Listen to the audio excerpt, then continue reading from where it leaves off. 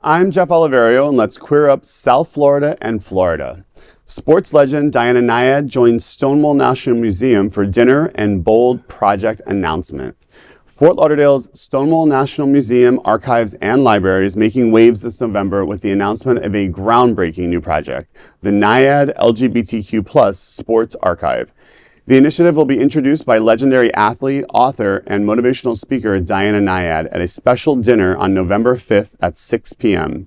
Best known for her historic swim from Cuba to Key West, Nyad will join Stonewall's team to unveil this new national archive celebrating queer athletes, sports, history, and culture. The collection will feature contributions from professional and amateur sports figures who have helped shatter the myth that queer people don't do sports. A national touring exhibition is planned for 2026 to share these stories across the U.S. Robert Kesten, Stonewall Museum's president and CEO, shared, quote, "The new archive will be about success in sports, advocacy, and Diana's iconic fighting spirit," end quote. I'm excited about this. I love that the Stonewall National Museum is finding new ways to bring eyeballs to the museum. I think it's important.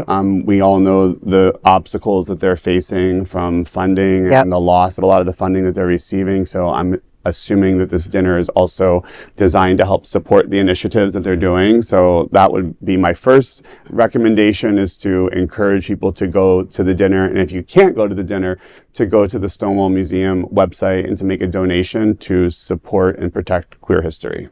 Yeah, that's great. And like they said, everybody says, oh, queer people don't do sports. And we all know that that's not true. Yes. But to be able to bring an archive and put everything in one place where people can access it and then to tour with it, I think that's really important and really, really somebody great. Actually participated in the gay games and out games. It's nice to see a collection of things coming together. Actually started the first team for HIV positive athletes in any sport for the gay games in 2000. Wow. We had teams with members from all over the world, and almost every team they're part of, the illegals won silver in volleyball. Our weightlifter won gold. So it's impressive. Hopefully we'll make those archives the archives. That's great, yeah. And I think it's important to remember in this story, by saying queer people don't do sports, it's really just because queer people weren't allowed to reveal who they were in sports. Right. So it's a myth comes coming out in many ways of the legends that have been part of sports for our whole entire life that we weren't able to tell their stories before. Well, there is no other queer and nonprofit media platform like this in the entire world. Support our LGBTQ stories by sharing them and subscribing to Queer News Tonight.